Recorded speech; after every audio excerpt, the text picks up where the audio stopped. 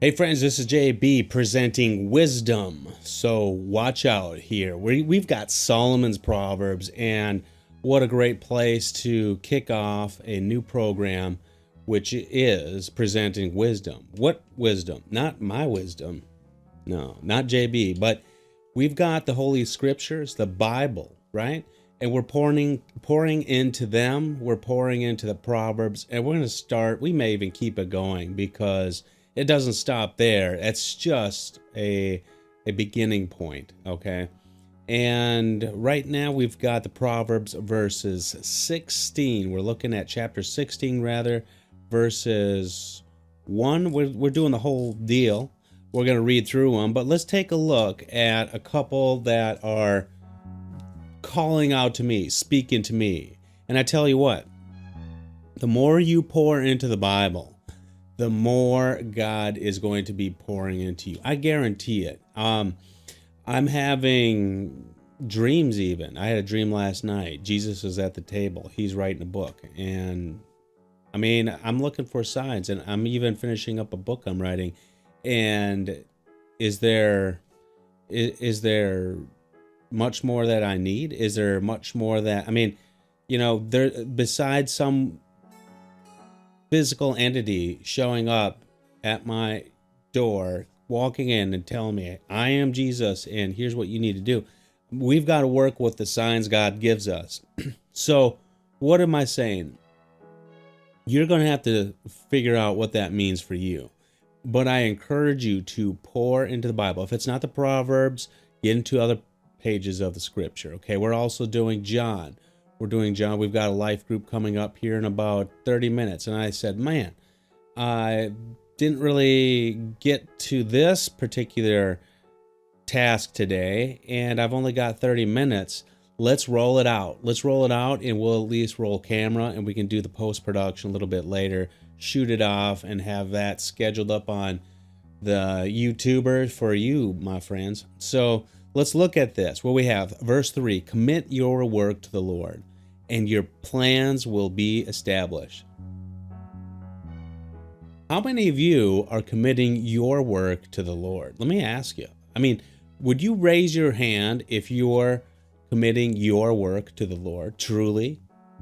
Or are you kind of, like, I'm going to church and I'm in the Bible and I go to work? But do you do you really commit your work to the Lord? That's tough. That's tough. And if you do, you know what your work will be? It'll be excellent. It will be precise. It'll be polished. It will be on time, right? It will be within budget. It will take into account your commitments to your staff, your employees, the people you say you're going to hire. If you're committing your work to the Lord, you're going to have yourself a rock solid business foundation, a rock solid employee foundation, a rock solid whatever foundation. Because what does it say here? Commit your work to the Lord and your plans will be established. Your plans will be established. Your plans. All right. God is not a liar. Okay. Are you committing your work to the Lord? I don't know, my friends. I've slipped up. Lord, forgive me. I've slipped up. I haven't committed my work to you in all instances, and I should be doing this.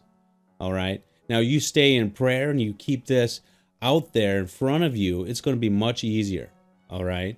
And I'm not saying we've got to basically have a mantra where every little second of the day we're saying commit my work to the Lord, but really it's not far from that. It's not so different that we need to give glory by being excellent. There are different ways, I suppose, you're going to commit your work to the Lord, but you want to start with some verbal with some verbal declarations. Lord, I commit this to you. Lord, I'm committing the life group I'm leading tonight to you. Lord, I'm committing this book to you. You can see it. It's in the pages, written right in. It's baked in, Lord, and I commit it to you. And that's what you want to be thinking in those ways, verbally.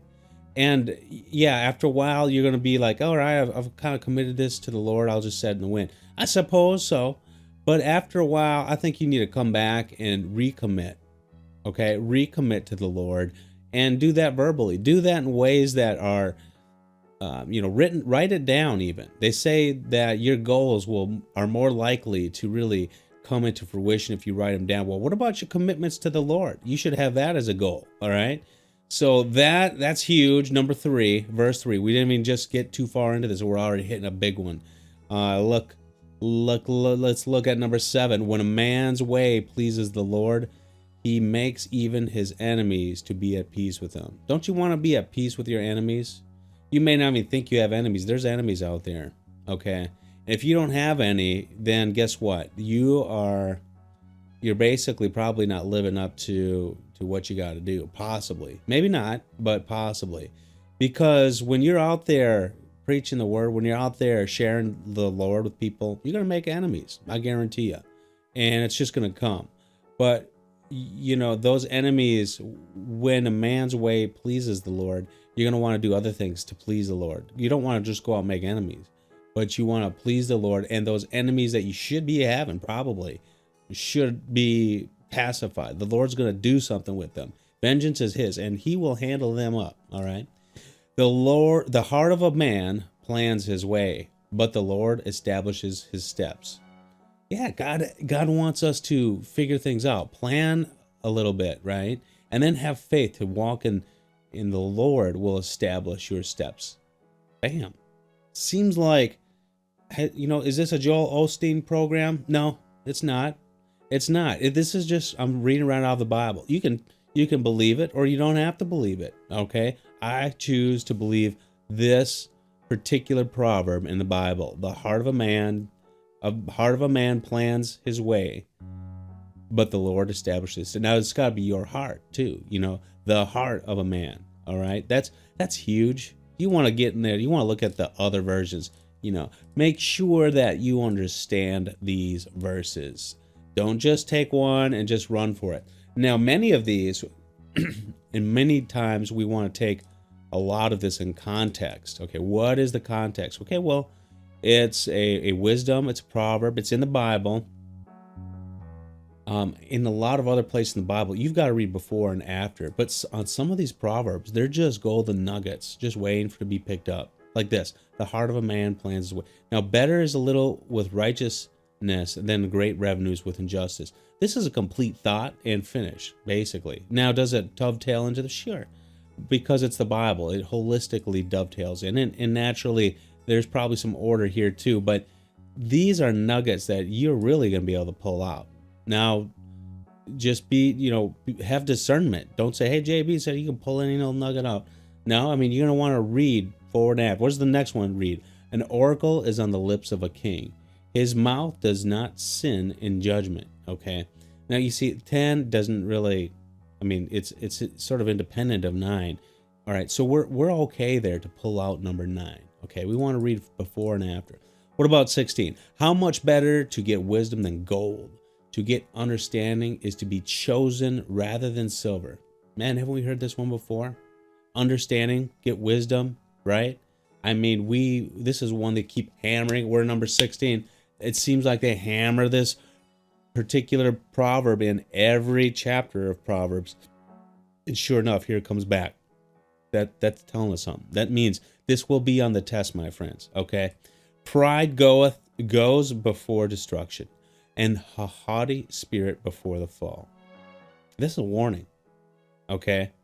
So if you've got pride, guess what may be coming right after? Destruction, because that's a natural order. And a haughty spirit before your fall. You've got a haughty spirit. Haughty, I wonder I'm almost curious what maybe the NIV says is haughty. What is the haughty? What is that, 16? Pride goeth in a haughty spirit before a fall. We got to figure out what haughty means, huh? In a haughty spirit, pride goeth in a haughtiness before a fall. What about easy reader version? Or NIRV, which is almost easy reader. If you're proud, you will fall. Suppose you are lowly in spirit and are with those who are beaten. No, that's not. Much better. What number was that here? You are proud, you will fall. Suppose you are lowly in spirit and are with those who are beaten down. That's better than sharing stolen goods with those who are proud. Proud is kind of like haughty. A haughtiness is proudness, kind of like a proud and, what's the twist there? I don't know. Well, you'll have to kind of get that one yourself. All right, get into that. Figure out what haughty. I need to look up haughty myself. Why not now, huh? What's it going to kill us here? Let's do this. Let's look this up. All right, so Italian cuisine. Let's look up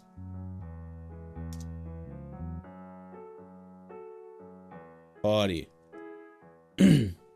Haughty, arrogant, superior, and disdainful. Not good. Not good at all. What's left? Gray hair is a crown of glory. This is for some of you senior citizens out there. It's gained in a righteous life. Whoever is slow to anger, the lot is cast into the lap, but its every decision is from the Lord. It's all from the Lord. The Lord knows what to do with it all. Okay, my friends, let's read it out. This is a huge one, so let's read it out. We're going to go right through, and we're going to come to the end. Let's do this. The plan of the heart belong to a man.